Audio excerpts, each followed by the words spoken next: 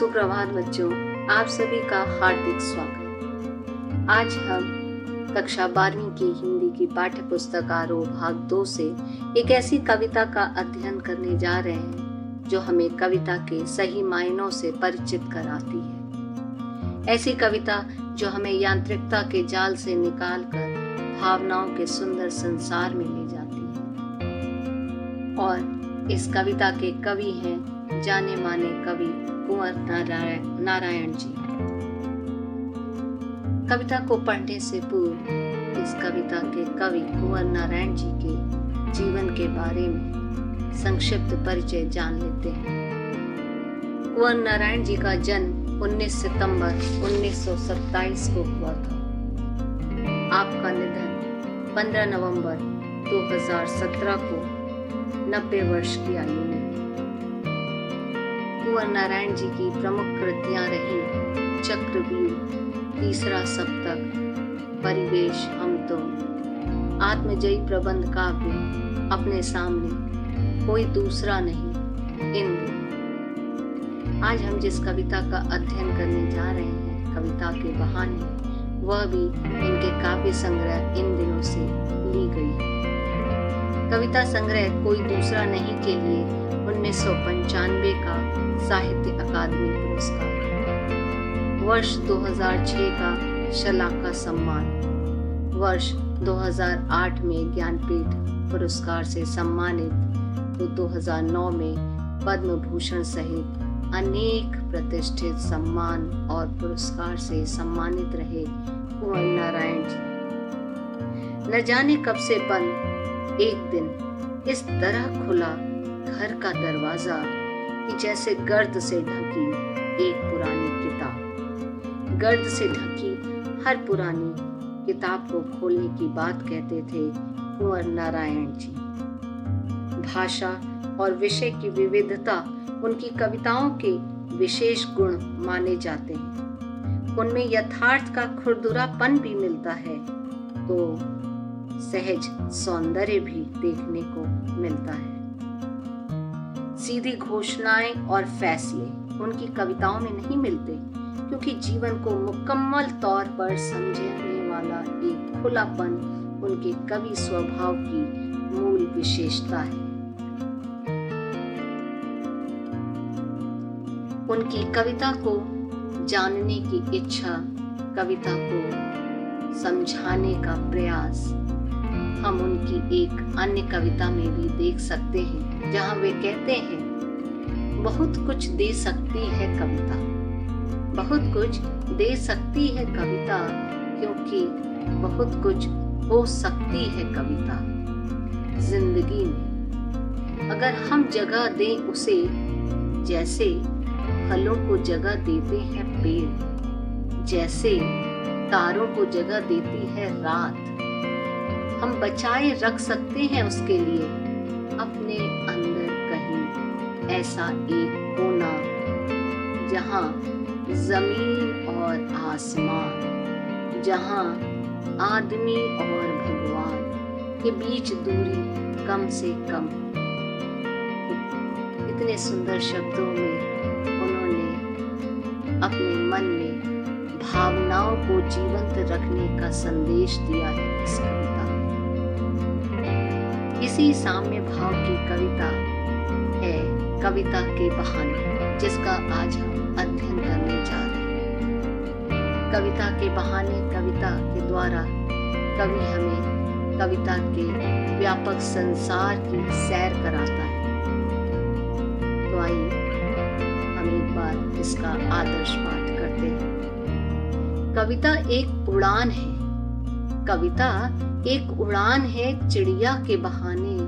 कविता की उड़ान भला चिड़िया क्या जाने, बाहर भीतर, इस घर उस घर। कविता के पंख लगा उड़ने के माने, चिड़िया क्या जाने। कविता एक खिलना है, कविता एक खिलना है फूलों के बहाने। कविता का खिलना भला फूल क्या जाने, बाहर भीतर, इस घर उस घर, बिना मुरझाए महकने के माने। अनुकूल क्या जाने। कविता एक खेल है बच्चों के बहाने। बाहर भीतर यह घर वह घर, सब घर एक कर देने के माने बच्चा ही जाने। इस कविता के अर्थ को समझने से पूर्व मैं आपसे कुछ वार्तालाप करना चाहती हूँ। आपने ये कविता तो अवश्य ही पढ़ी होगी। When did my childhood go? Was it when I found my mind was really mine?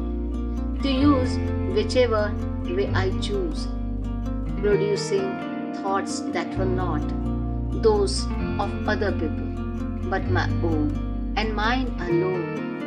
Was that the day? आपने यह कविता अवश्य ही कक्षा 11 में पढ़ी होगी और कविता का नाम है चाइल्डहुड, बचपन।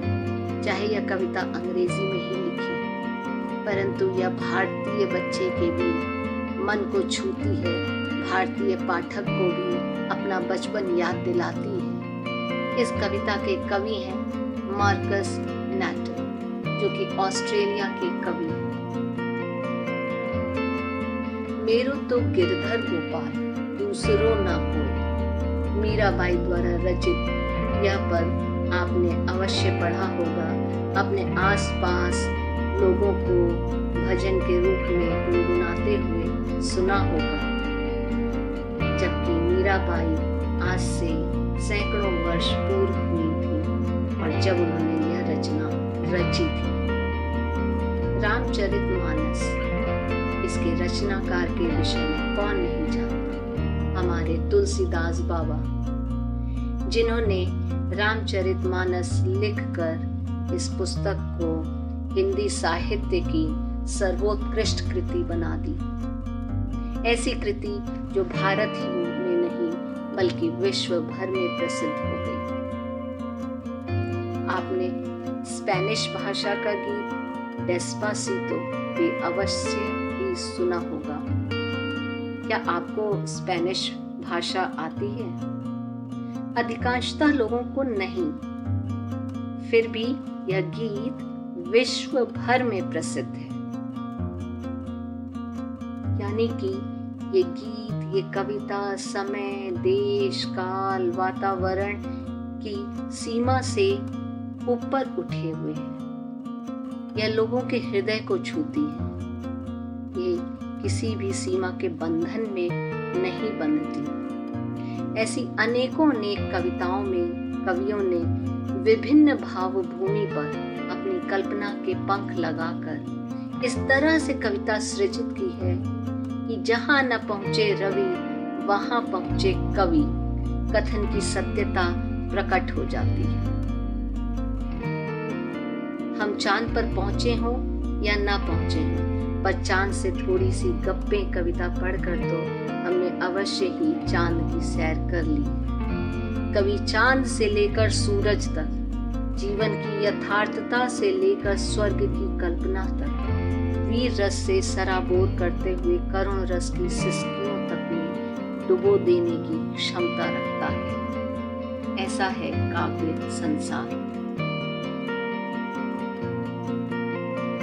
तो इस तरह से हमारी इस कविता के बहाने का मूल भाव है। कुंवर नारायण जी इस कविता के माध्यम से कविता की व्यापकता का संदेश दे रहे हैं। इस कविता के माध्यम से कुंवर नारायण जी ने कविता के सच्चे अर्थ को खोजने की कोशिश की है। आज के युग में जहां यांत्रिकता धीरे धीरे भावनाओं पर विजय पाता जा रहा है, तो प्रश्न यह उठता है कि कहीं कविता का अस्तित्व ही समाप्त न हो जाए। परंतु यह कविता जिसका हम आज अध्ययन कर रहे हैं, कविता के बहाने, यह कविता की अपार संभावनाओं को टटोलने का अवसर देती है। यह कविता स्पष्ट करती है कि जब तक मनुष्य में भावनाएं हैं, वह शब्दों के सहारे कविता के रूप में परिणत होती रहेगी। कविता के बहाने एक यात्रा है जो हमें प्रकृति के चिड़िया फूल से आगे ले जाते हुए भविष्य की ओर कदम बढ़ाते बच्चे की ओर ले जाती है। तो आइए अब हम इसके काव्यांशों के भावार्थ को समझने का प्रयास करते हैं। कविता एक उड़ान है चिड़िया के बहाने। कविता की उड़ान भला चिड़िया क्या जाने। बाहर भीतर इस घर उस घर, कविता के पंख लगा उड़ने के माने, चिड़िया क्या जाने। तो आपने चिड़ियों पर आधारित कई कविताएं पढ़ी होंगी। यहाँ कवि इस काव्यांश में कविता की तुलना चिड़िया से कर रहा है। जिस तरह चिड़िया अपने पंखों के सहारे उड़ान भरती है, कवि भी अपने हृदय में उत्पन्न अपने भावों को शब्दों के सहारे विस्तार देता है और एक उड़ान देता है। कविता में व्याप्त कवि की कल्पना की उड़ान और चिड़िया की उड़ान में अंतर है। इसीलिए तो कवि कहते हैं कि कविता की उड़ान चिड़िया क्या जाने, क्योंकि चिड़िया की उड़ान तो सीमित है। यद्यपि चिड़िया भी बिना किसी भेद के आकाश में उड़ती है, एक देश से दूसरे देश जाती है, फिर भी कहीं न कहीं चिड़िया की उड़ान की अपनी एक निश्चित सीमा होती है, जबकि कविता की उड़ान की सीमा तो अनिश्चित है। जैसा कि अभी हमने पूर्व में पढ़े उदाहरणों द्वारा इस बात को समझा। कविता कभी मनुष्य के अंतर मन को छूती है। बाहर भीतर, या भीतर क्या है, हमारे मनुष्य का अंतर मन हृदय, तो कभी बाह्य जगत से मनुष्य का साक्षात्कार कराती है। कविता की उड़ान सीमा, देश, क्षेत्र, जाति के भेदों से परे तो है ही, समय की सीमा से भी परे है। तभी तो आज से सैकड़ों वर्ष पूर्व रची गई रचनाएं भी हम आज पढ़ते हैं और आनंदित होते हैं। कविता एक खिलना है फूलों के बहाने। कविता का खिलना भला फूल के जाने। बाहर भीतर इस घर उस घर, बिना मुरझाए महकने के माने, फूल क्या जाने। तो इस काव्यांश में कवि कविता की तुलना फूलों से कर रहे हैं। कवि की भी कल्पना फूलों की ही तरह मन में खिलती है। कवि अपनी कविता के माध्यम से उन कल्पनाओं, उन भावों को शब्दों में पिरोकर कविता रचता है। जिस तरह फूल के खिलने से बाग, उपवन और आसपास का वातावरण सुगंधित हो जाता है, उसी तरह कविता की महक पाठकों के हृदय को सुगंधित कर देती है। अर्थात कविता अपने भावों से पाठकों के अंतर मन को प्रभावित करती है। लेकिन यहाँ पर भी वही बात कि कविता का खिलना भला फूल क्या जाने। कविता के खिलने और फूल के खिलने में एक मूलभूत अंतर यह है कि फूल तो कुछ समय के लिए खिलकर फिर मुरझा जाते हैं, पर कविता की महक तो देश, काल, वातावरण के बंधनों को तोड़कर सदैव व्याप्त रहती है। अर्थात फूल की सुगंध ससीम अर्थात सीमित और कविता की सुगंध असीमित होती है। फूल क्या जाने कि कविता की सुगंध की सीमा कहाँ कहाँ तक होती है। प्रकृति के अंगों से अब कवि हमें बच्चों के खेल के संसार की ओर ले जाता है। कविता एक खेल है बच्चों के बहाने। बाहर भीतर यह घर वह घर, सब घर एक कर देने के माने, बच्चा ही जाने। यानी कि अब कविता को जानने वाला मिल गया और वह है बच्चा। इस काव्यांश में कवि हमें प्रकृति की यात्रा से आगे भविष्य की असीमित संभावनाओं के प्रतीक बच्चों तक ले आते। बच्चों के सपने, उनकी कल्पनाएं असीम हैं। बच्चों के खेल में अपने, पराये, जाति, धर्म का कोई स्थान नहीं होता। उनके लिए सब एक होते हैं। बच्चों का खेल और कविता दोनों ही रचनात्मक ऊर्जा के प्रतीक हैं। इसीलिए कविता के शब्दों के खेल और बच्चों के खेल में सभी सीमाएं ध्वस्त हो जाती हैं। कविता पर भी बच्चों की तरह कोई बंधन लागू नहीं होता। तो यहाँ पर हमें बच्चों के खेल के माध्यम से कविता के मायने समझ में आ जाते हैं कि कविता वह उड़ान है जो किसी भी बंधन को नहीं मानती। कविता वह खिलना है जो दूर दूर तक अपनी महक से लोगों के हृदय को छूती है।